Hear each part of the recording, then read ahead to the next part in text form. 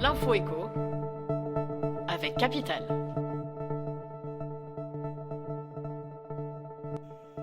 On commence avec la personne du jour, Elon Musk. Le patron de Tesla multiplie déjà les rencontres avec le président de la République Emmanuel Macron.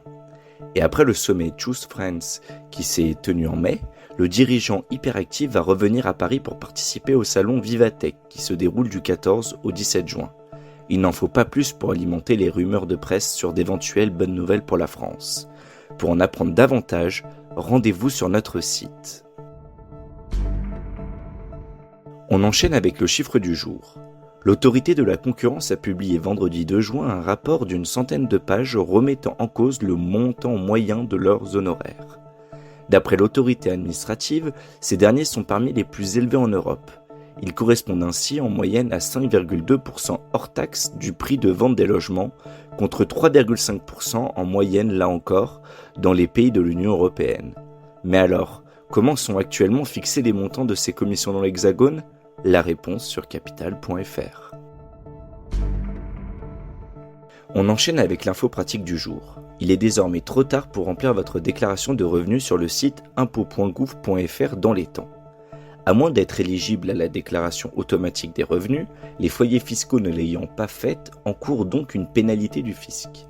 Celle-ci consiste en une majoration égale à 10% des droits mis à la charge du contribuable ou de la créance indue, dispose l'article 1758-A du Code général des impôts.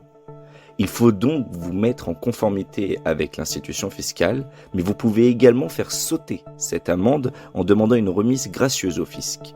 Sachez que l'administration fiscale sait faire preuve de discernement. Découvrez dans quelle situation sur notre site.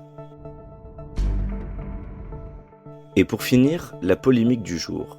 Elle concerne une offre de téléconsultation avec des médecins sur abonnement proposée par Ramsay et destinée à pallier les difficultés d'accès aux soins.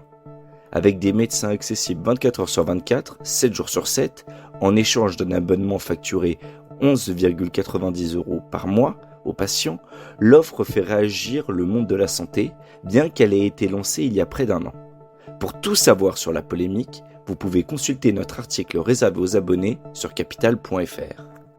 C'était l'info écho avec Capital.